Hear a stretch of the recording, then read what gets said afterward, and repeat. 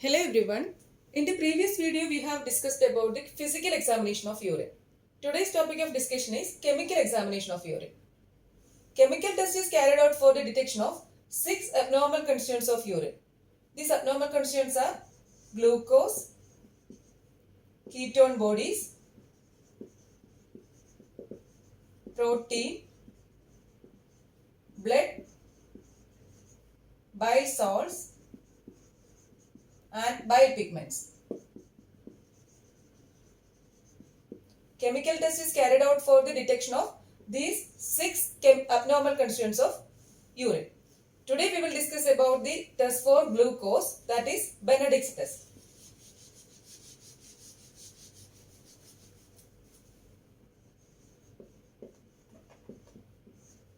Glucose, which is filtered by the glomeruli,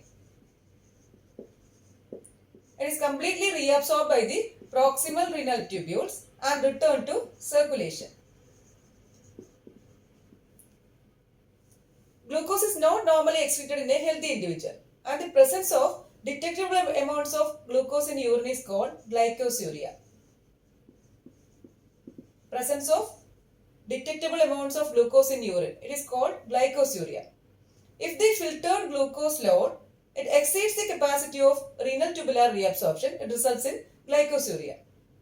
If the filtered glucose load exceeds the capacity of renal tubular reabsorption, it results in glycosuria, which is seen in diabetes mellitus, then hyperthyroidism, hyperpituitarism, etc.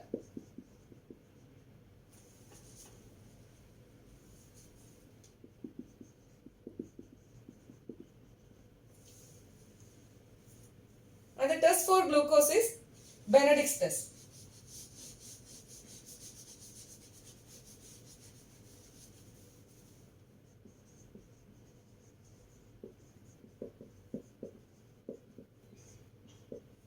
Coming to the procedure,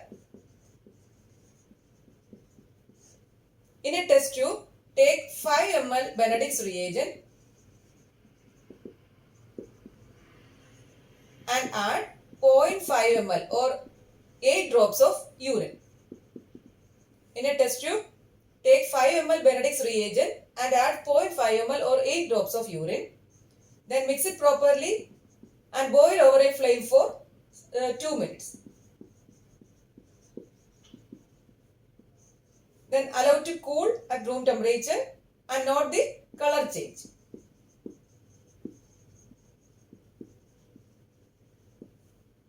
Note the color change. A precipitate of green, yellow or red color. A precipitate of green, yellow or red color indicates the presence of reducing sugar. Now usually glucose in urine. Coming to the procedure, in a test tube, take 5 ml Benedict's reagent and add 0.5 ml or 8 drops of urine. Mix it properly and boil over a flame for 2 minutes. Then allow to cool at room temperature and note the color change. A precipitate of green, yellow or red color indicates the presence of reducing sugar in urine, mostly glucose in urine.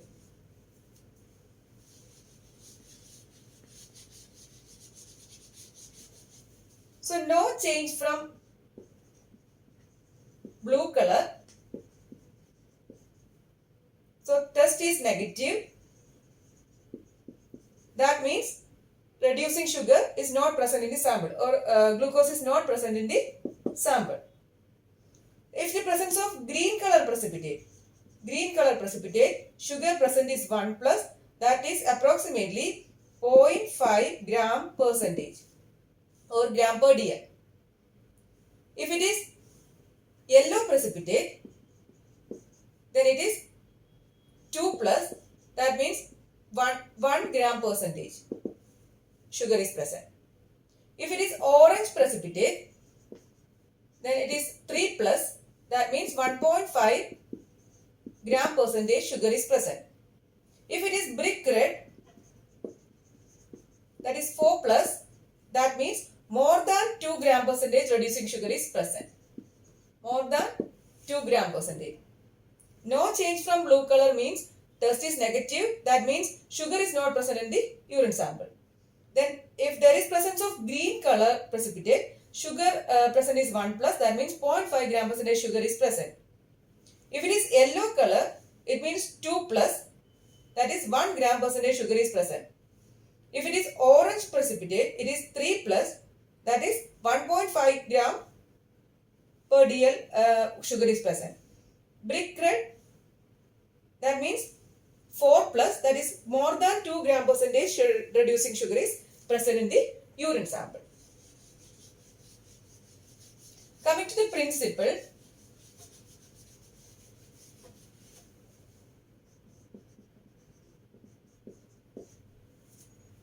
this Benedict's reagent contains copper sulfate, sodium carbonate and sodium citrate.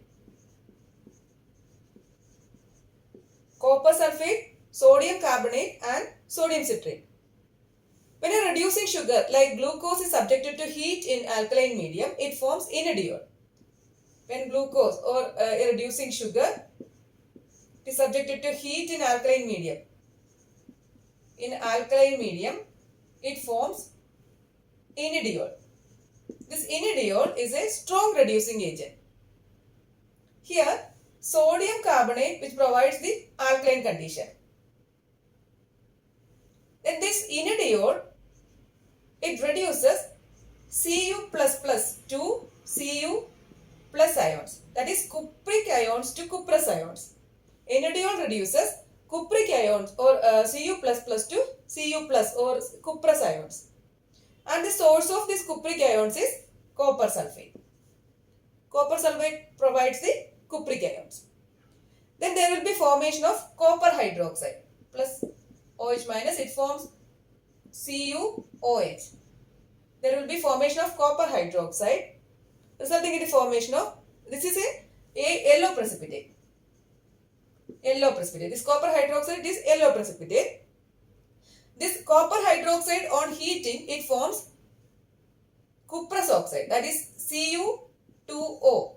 This cuprous oxide, it results in the formation of bright red precipitate. So Benedict's reagent contains copper sulfate, sodium carbonate and sodium citrate. When a reducing sugar like glucose is subjected to heat in an alkaline medium, it forms enediol. Enediol is a strong reducing agent. Here the alkaline medium is provided by sodium carbonate. This enediol then reduces cupric ions to cuprous ions. This cupric ions is from copper sulfate. Then there will be formation of copper hydroxide which is yellow precipitate. This copper hydroxide on heating gives cuprous oxide which results in the formation of bright red precipitate. This sodium citrate is added as a chelating agent. It is added as a chelating agent which inhibits the precipitation of this cupric hydroxide by forming a loosely bound cupric sodium citrate complex.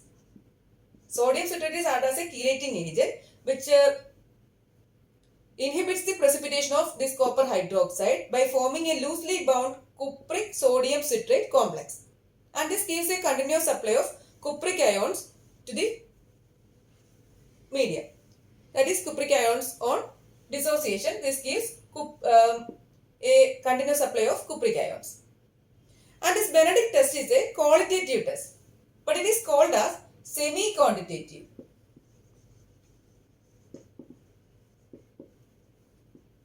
Benedict's test is a qualitative test, but it is called as semi-quantitative because by observing the color change from blue to red, we can estimate the concentration of reducing sugar.